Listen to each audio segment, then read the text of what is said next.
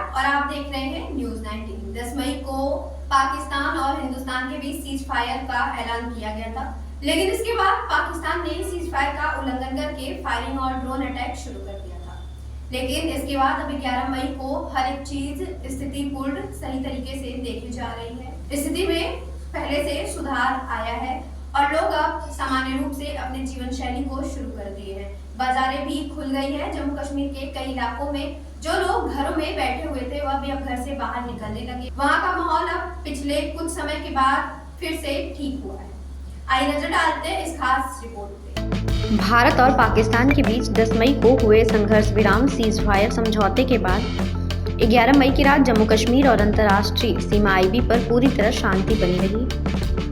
भारतीय सेना ने सोमवार सुबह आधिकारिक बयान जारी कर यह जानकारी दी। सेना ने कहा कि बीती रात कहीं से भी किसी प्रकार की कोई घुसपैठ, ड्रोन गतिविधि या फायरिंग की घटना सामने नहीं आई। सीमा से सटे इलाकों में जनजीवन लौटने लगा सामान्य। राजस्थान, पंजाब और जम्मू कश्मीर से लगे बॉर्डर इलाकों में अब हालात सामान्य हो रहे हैं। 11 मई से ही बाजार खुलने लगे और लोग सामान्य गतिविधियों की ओर लौट रहे हैं।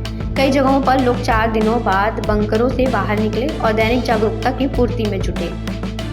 डीजीएमओ स्तर की बातचीत आज दोपहर।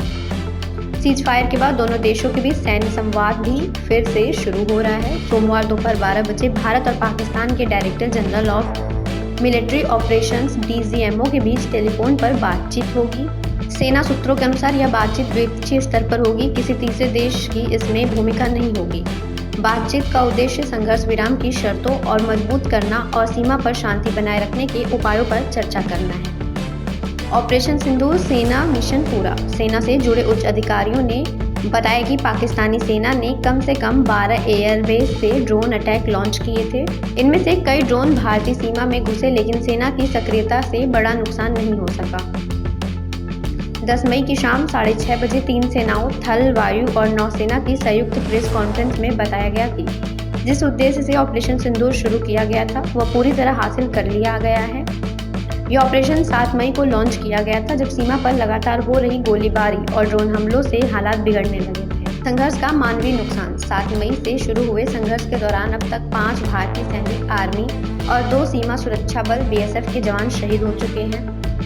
60 सुरक्षाकर्मी घायल हुए हैं। साथ ही 27 नागरिक की जान ली गई है। इनमें महिलाएं और बच्चे भी शामिल हैं। सीज फायर के बाद फिलहाल हालात पर निगरानी रखी जा रही है। सुरक्षा एजेंसियों का मानना है कि आने वाले कुछ दिन काफी अहम होंगे, क्योंकि पाकिस्तान की ओर से सीज फायर उल्लंघन का इतिहास रहा है।